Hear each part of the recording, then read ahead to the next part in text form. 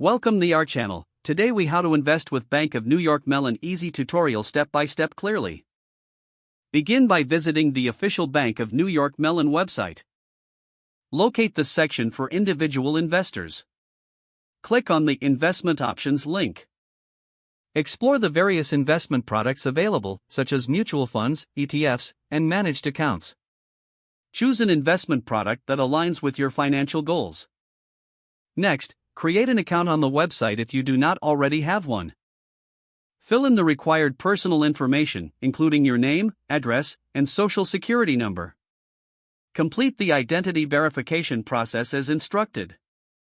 Once your account is set up, log in to your account. Navigate to the investment platform where you can view your chosen products.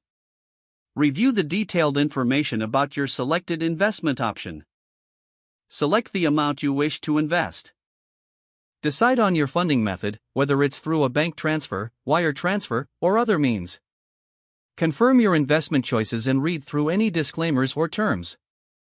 Submit your investment request. After submitting, check your email for a confirmation of your transaction. Monitor your investments regularly through your account dashboard. Consider setting up alerts for market changes or investment performance. Educate yourself regularly about market trends and investment strategies.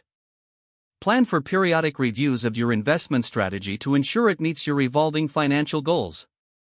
If the page does not load, refresh the browser or try again in a private or incognito window.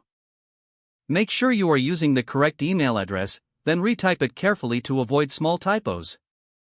If your password is not accepted, use the reset option and create a new strong password you can remember.